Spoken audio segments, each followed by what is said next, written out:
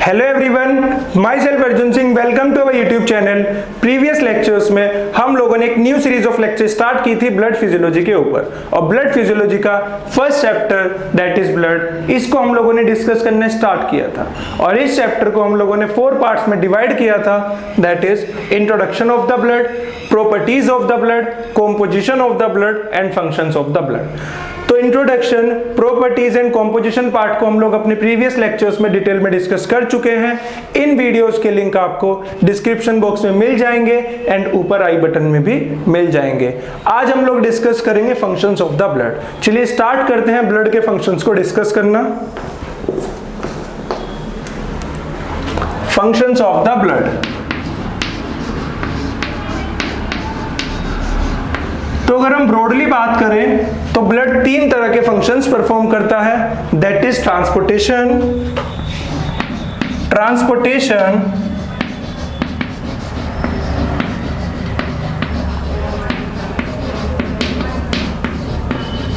Defence mechanism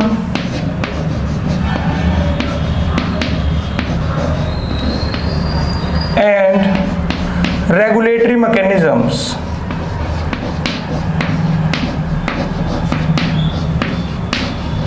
regulatory mechanisms. तो सबसे पहले हम लोग डिस्कस करते हैं ट्रांसपोर्टेशन फंक्शन को। तो बेसिकली ब्लड सब्सटेंस का ट्रांसपोर्ट करता है हमारी बॉडी के अंदर, जैसे कि न्यूट्रिएंट्स का ट्रांसपोर्टेशन करता है,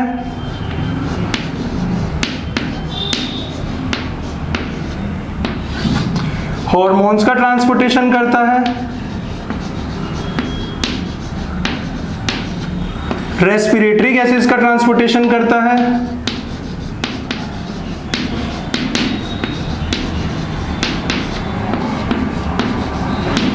एंड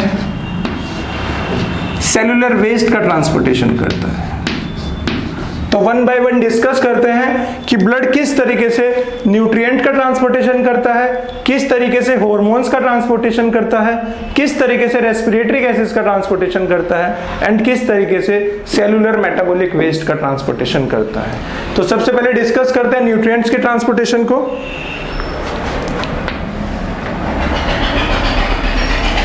जब हम लोग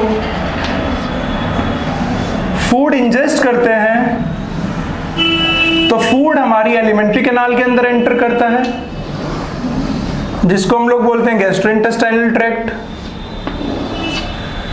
तो फूड हमारे गैस्ट्रोइंटेस्टाइनल ट्रैक्ट के अंदर एंटर करता है, और गैस्ट्रोइंटेस्टाइनल ट्रैक्ट के अंदर फूड का डाइजेशन होता है। डाइजेशन का मतलब होता है कि breakdown of the complex food material into the simplest form.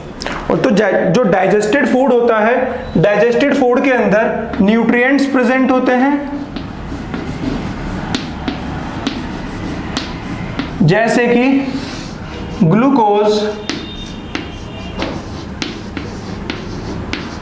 Lipids, amino acids,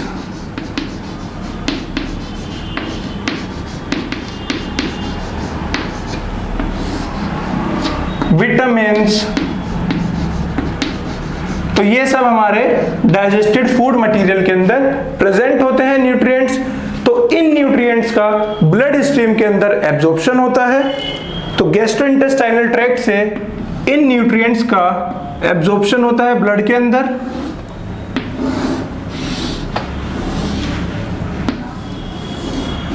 और ब्लड इन न्यूट्रिएंट्स को हमारी बॉडी के डिफरेंट टिश्यूज और ऑर्गन्स तक ट्रांसपोर्ट करता है, ताकि हमारे टिश्यूज या सेल्स का नॉर्मल फंक्शन चल सके और हमारे सेल्स को एनर्जी मिल सके। तो this is how blood transport nutrients in our body. अब हम लोग डिस्कस करते हैं हार्मोन्स को, कि ब्लड किस तरीके से हार्मोन्स को ट्रांसपोर्ट करता है हमारी बॉडी के अंदर।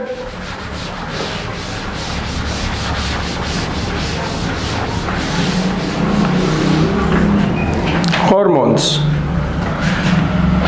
तो हमारी बॉडी के अंदर एंडोक्राइन सिस्टम प्रेजेंट है, एंडोक्राइन सिस्टम के अंदर एंडोक्राइन ग्लैंड्स प्रेजेंट होती हैं।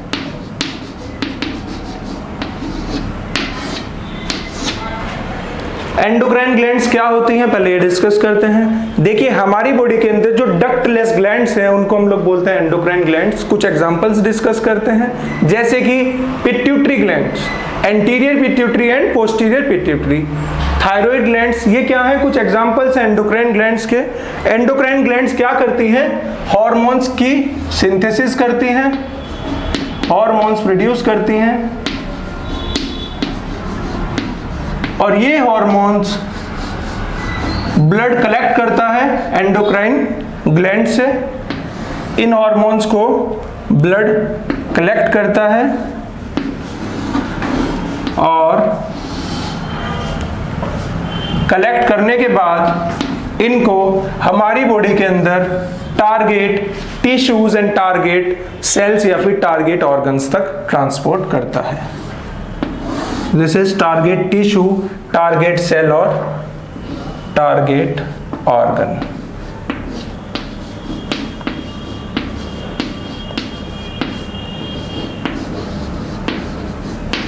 तो this is how blood transports hormones from the endocrine glands to the target organ। अब हम लोग डिस्कस करते हैं रेस्पिरेटरी गैसेस को।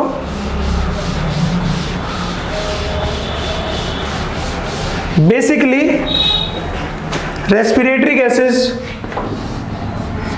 दो होती हैं, ऑक्सीजन एंड कार्बन डाइऑक्साइड।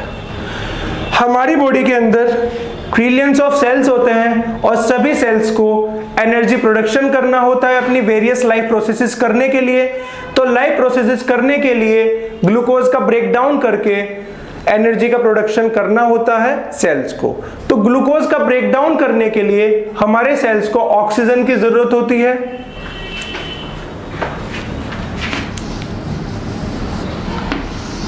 तो ड्यूरिंग इनहेलेशन, जब हम लोग इनहेलेशन करते हैं तो ऑक्सीजन हमारे लंग्स के अंदर एंटर करती है। Oxygen enters in our lungs. तो ड्यूरिंग इनहेलेशन ऑक्सीजन हमारे लंग्स के अंदर एंटर करती है और डिफ्यूजन के थ्रू ऑक्सीजन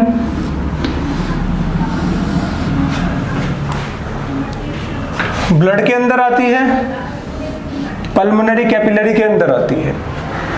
तो पल्मोनरी कैपिलरी के अंदर जो ब्लड प्रेजेंट है वो ब्लड ऑक्सीजन को टिश्यूज या सेल्स तक ट्रांसपोर्ट करता है। ब्लड टिश्यूज और सेल्स तक ऑक्सीजन को ट्रांसपोर्ट करता है ताकि सेल्स अपना सेलुलर मेटाबॉलिज्म कर सके और एनर्जी का प्रोडक्शन कर सके।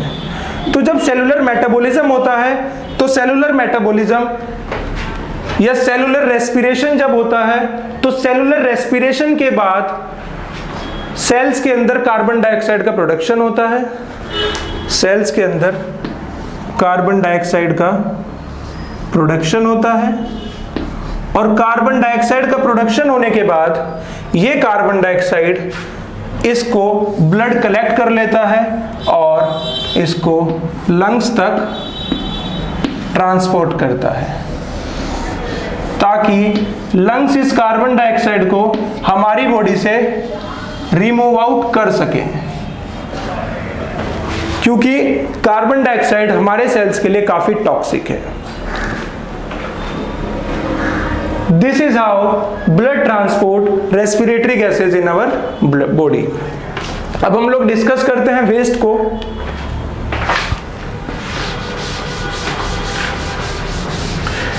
बेसिकली जब हमारे सेल्स मेटाबॉलिज्म करते हैं तो मेटाबॉलिज्म करने के दौरान हमारे सेल्स कुछ मेटाबॉलिक वेस्ट प्रोड्यूस करते हैं।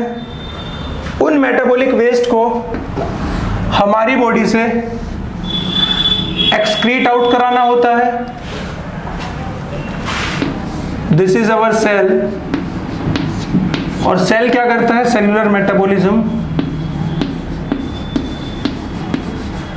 Cellular metabolism.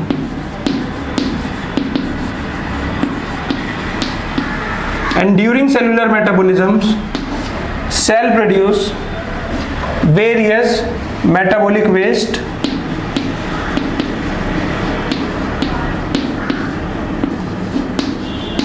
और ये मेटाबॉलिक वेस्ट हमारी बॉडी के लिए हार्मफुल होते हैं।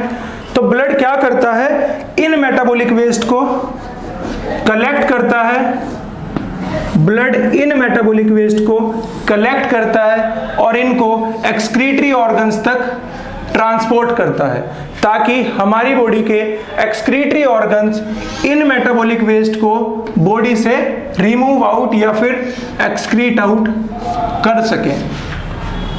This is how blood transport metabolic waste from the cells to the excretory organs। अब हम लोग डिस्कस करते हैं डिफेंसिव फंक्शन को।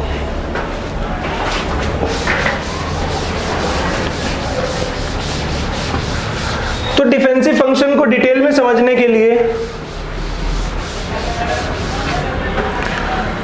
हमें बेसिक आइडिया होना चाहिए WBCs के बारे में।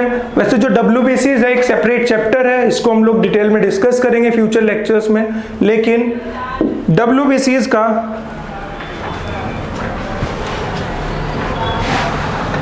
एक छोटा सा क्लासिफिकेशन डिस्कस करते हैं ताकि हम लोग ब्लड के डिफेंसिव फंक्शन को समझ सकें। WBCs को हम लोग क्या बोलते हैं, ल्यूकोसाइट्स,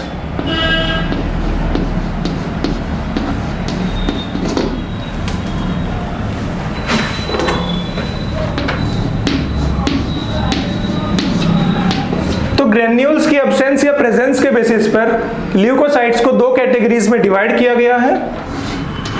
तो ल्यूकोसाइट्स तो ग्रेनुलोसाइट्स हो सकते हैं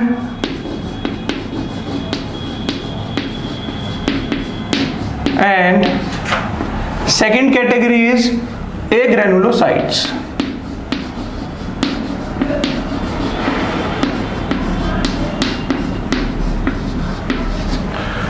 तो ग्रेनुलोसाइट्स के अंदर तीन तरह के WBCs आते हैं, that is neutrophils,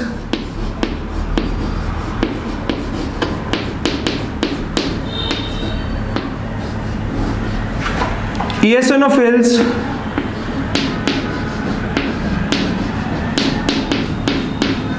and basophils.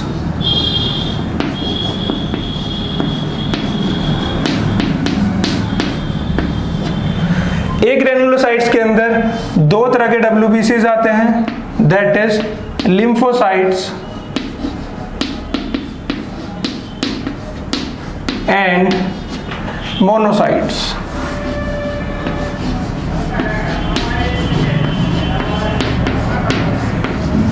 तो जब हमारी ब्लड के अंदर या हमारी बॉडी के अंदर कोई पैथोजन एंटर करता है तो न्यूट्रोफिल्स एंड मोनोसाइट्स उस पैथोजन को एनगल्फ करते हैं by the process of phagocytosis और उसको डिस्ट्रॉय करते हैं। तो न्यूट्रोफिल्स और मोनोसाइट्स क्या करते हैं, जब हमारी बॉडी के अंदर कोई पैथोजन एंटर करता है तो उस पैथोजन को एनगल्फ करते हैं by the process of phagocytosis and उसको डिस्ट्रॉय करते हैं। इओसिनोफिल्स क्या करते हैं, जब कोई फॉरेन पार्टिकल या कोई फॉरेन पैथोजन हमारी बॉडी के अंदर एंटर करता है तो उस फॉरेन पैथोजन के प्रोटीन को डिटॉक्सिफाई करते हैं एंड डिसइंटीग्रेशन करते हैं उसके प्रोटीन का। तो इओसिनोफिल्स क्या करते हैं, detoxification and disintegration of foreign protein. जो लिम्फोसाइट्स हैं, लिम्फोसाइट्स दो तरह के होते हैं, B lymphocytes and T lymphocytes. तो B lymphocytes and T lymphocytes हमारी बॉडी के अंदर वेरियस इम्यून रेस्पॉन्स के लिए रेस्पॉन्सिबल हैं और इम्यूनिटी के डेवलपमेंट में भी ये पार्टिसिपेट करते हैं। तो this is how WBCs acts as defense in our body या defensive cells in our body. अब हम लोग डिस्कस करते हैं रेगुलेटरी फंक्शंस को, regulatory functions of blood.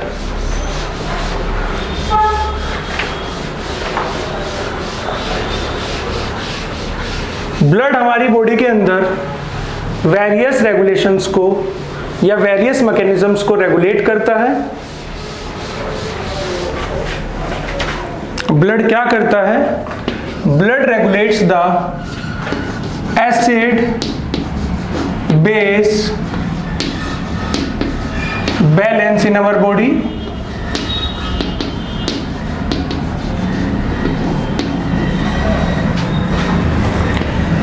Blood regulates the temperature mechanism of our body,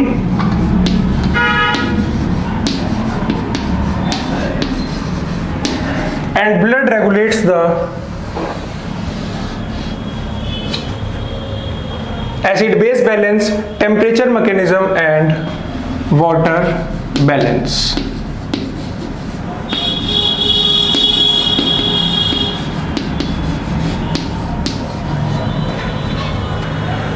acid base balance को किस तरीके से ब्लड रेगुलेट करता है?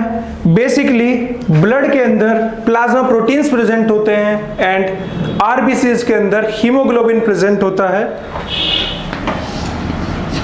तो ब्लड के अंदर जो प्लाज्मा प्रोटीन्स हैं, प्लाज्मा प्रोटीन्स एंड हीमोग्लोबिन, तो प्लाज्मा प्रोटीन और हीमोग्लोबिन एक्ट्स एज बफर। इसी वजह से ब्लड क्या करता है? रेगुलेट करता है एसिड बेस बैलेंस को हमारी बॉडी के अंदर। अब हम लोग डिस्कस करते हैं टेम्परेचर रेगुलेशन को। Basically due to high specific heat of blood, blood regulates the temperature mechanism in our body.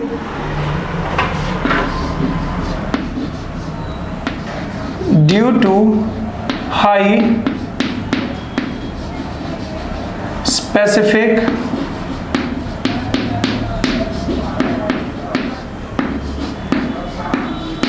heat of blood, तो ब्लड क्या करता है? रेगुलेट करता है टेम्परेचर मैकेनिज्म्स को हमारी बॉडी के अंदर। अब हम लोग डिस्कस करते हैं वाटर बैलेंस के रेगुलेशन को। तो ब्लड वाटर बैलेंस को भी रेगुलेट करता है हमारी बॉडी के अंदर। देखिए जो प्लाज्मा के अंदर या ब्लड के अंदर जो प्लाज्मा प्रेजेंट है और प्लाज्मा के अंदर वाटर कंटेंट प्रेजेंट है, वो water content interstitial water content के साथ फ्रीली इंटरचेंजेबल है। इसी वजह से ब्लड हमारी बॉडी के अंदर वाटर बैलेंस को रेगुलेट करता है। तो this is all about functions of the blood. This is all about today's lecture. Thank you so much.